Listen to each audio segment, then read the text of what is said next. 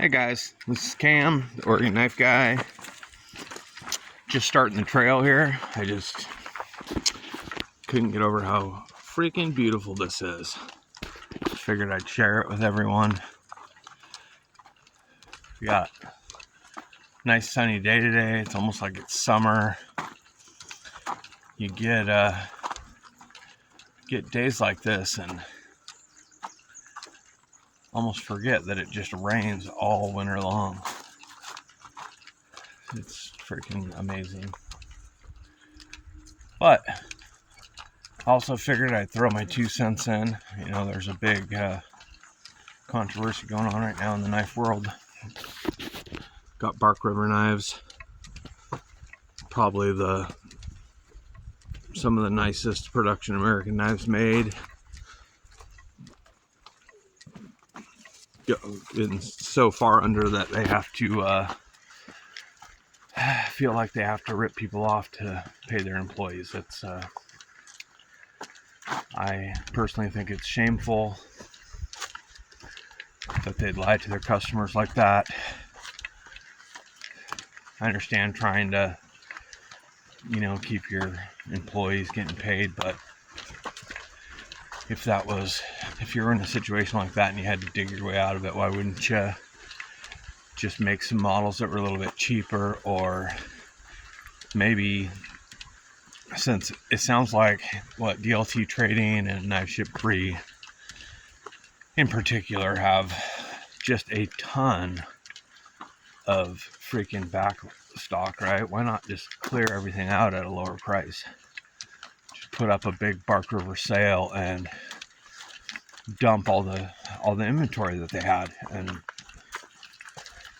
I mean, I guess maybe DLT Trading and Knife Ship Free paid for all those in advance, so that wouldn't really help Bark River. But it kind of makes you wonder, what is DLT gonna do? What is Knife Ship Free? What are they gonna do? Are they gonna lower the price on their models and dump them? I know that I was looking on the DLT site today, and there's an email list if you want to figure out what's going on with their stuff. Sounds like they're going to send everything off for independent testing so they know what they have and what they don't. They pulled their stock of the models that Mike Stewart admitted were, the Chinese steel. I just don't know, man. I haven't bought one because they are, a premium price tag.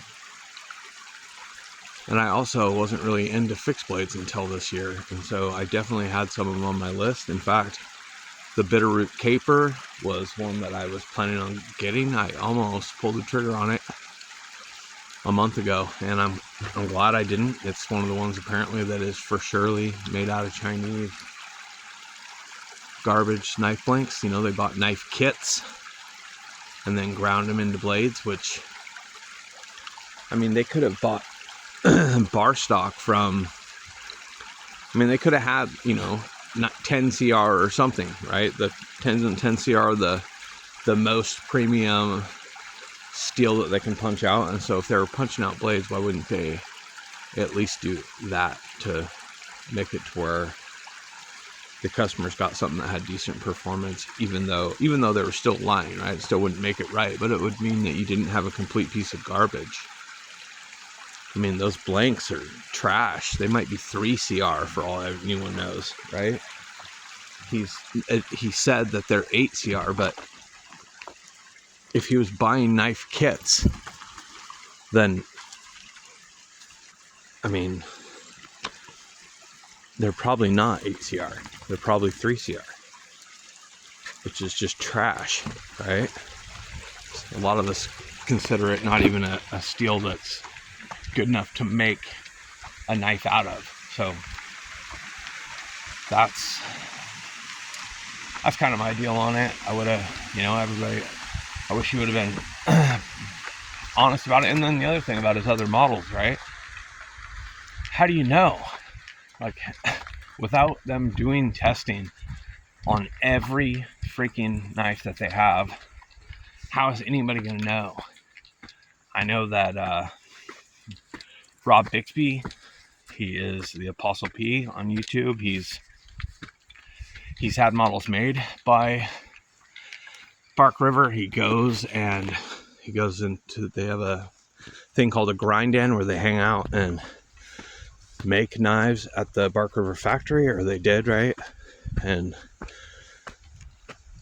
you basically get taught how to make your own knife.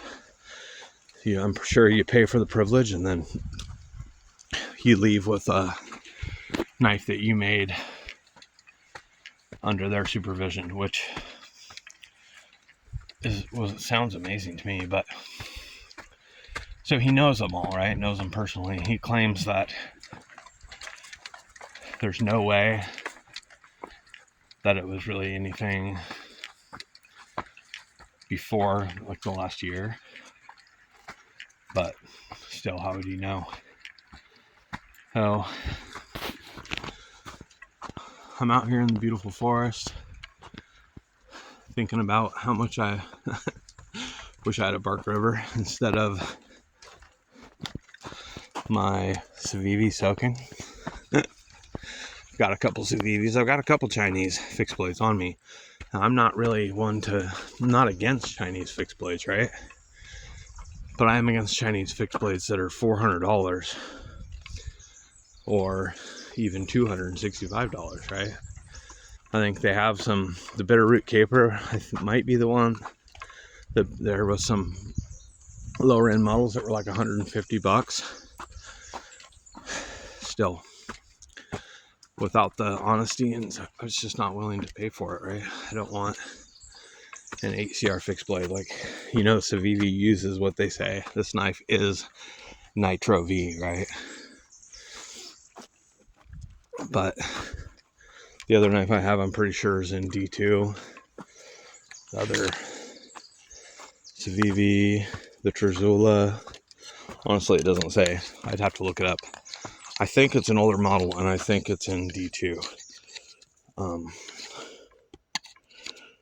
What is going on there? Alright, I got two. Alright, I'm doing too much, guys. I'm going to throw my knife into the tree.